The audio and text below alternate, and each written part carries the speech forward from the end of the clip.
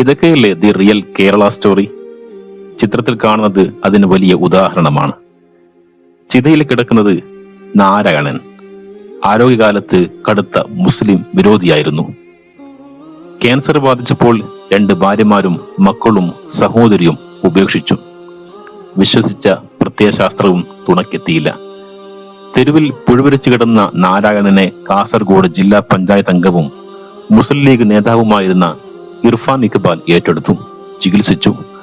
ഒടുവിൽ നാരായണൻ മരിച്ചപ്പോൾ ചെറുകോളി പൊതു ശ്മശാനത്തിലെത്തിച്ച് മുഖമക്കനെയും പർദ്ദയും ധരിച്ച് ആർഎസ്സുകാരുടെ രീതിയിൽ പറയുകയാണെങ്കിൽ കറുത്ത ചാക്കിട്ട മേത്തച്ചി ഇർഫാന തന്നെ ചിതക്ക് തീ കൊളുത്തി. ഈ റിയൽ കേരള സ്റ്റോറി തീർച്ചയായും നമ്മൾ ഓരോരുത്തരും അറിഞ്ഞിരിക്കണം.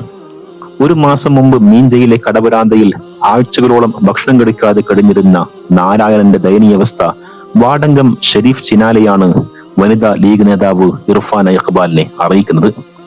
സ്ഥലത്തെത്തി ഇർഫാന ഇക്കാര്യം കലക്ടറെയും ജില്ലാ മെഡിക്കൽ ഓഫീസറെയും ബോധിപ്പിച്ചു. അവരുടെ അനുമതിയോടെ ഇർഫാന ഉപ്പള ഷെയ്ഖ് സായിദ് ഫൗണ്ടേഷനെ സമീപിക്കുകയും ഫൗണ്ടേഷൻ പ്രവർത്തകർ നാരായണനെ കുളിപ്പിച്ച് വൃത്തിയാക്കി പ്രാഥമിക ശുശ്രൂഷ നൽകി കോഴിക്കോട് മെഡിക്കൽ കോളേജിൽ പ്രവേശിപ്പിക്കുകയും ചെയ്തു. 1 മാസമായി അവിടെ അത്യാഹിത വിഭാഗത്തിൽ ചികിത്സ. ഇതിനിടെയാണ് നാരായണൻ മരിക്കുന്നത്. മരണവിവരം മഞ്ചേശ്വരം പോലീസ് ബന്ധുക്കളെ അറിയിച്ചു. എന്നാൽ മൃതദേഹം ഏറ്റുവാങ്ങാൻ ബന്ധുക്കൾ ആരും തയ്യാറായില്ല. 2 ഭാര്യമാരും മക്കളും സഹോദരിയും മൃതദേഹം ഏറ്റെടുത്തു സംസ്കരിക്കാൻ ജില്ലാ പഞ്ചായത്ത് മെമ്പർ ഇർഫാനിക്ക് സമ്മതപത്രം നൽകുകയായിരുന്നു. ഉപ്പളയിലെത്തിച്ച മൃതദേഹം ചെറുകോളി പൊതുശ്മശാനത്തിൽ മക്കളുടെ സ്ഥാനത്ത് നിന്ന് ഹൈന്ദവ ആചാരപ്രകാരം ഇർഫാൻ ഇഖ്ബാൽ ചിതക്ക് തീ കൊളുത്തി അന്ത്യകർമ്മങ്ങൾ നിർവഹിക്കുകയായിരുന്നു. സാമൂഹ്യ പ്രവർത്തകരായ റിയാസ് പിലാത്തറ, മെഹ്മൂദ് കൈക്കമ്പ തുടങ്ങിയവരും കർമ്മങ്ങൾക്ക് നേതൃത്വം നൽകി.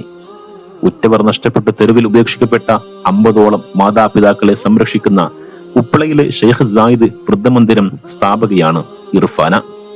തങ്ങളുടെ ഉത്തരവാദിത്തമാണ് നിർവഹിച്ചതെന്നും കൂടെ നിന്ന എല്ലാവർക്കും നന്ദി അറിയിക്കുകയാണെന്നും ഇർഫാന പറയുകയുണ്ടായി.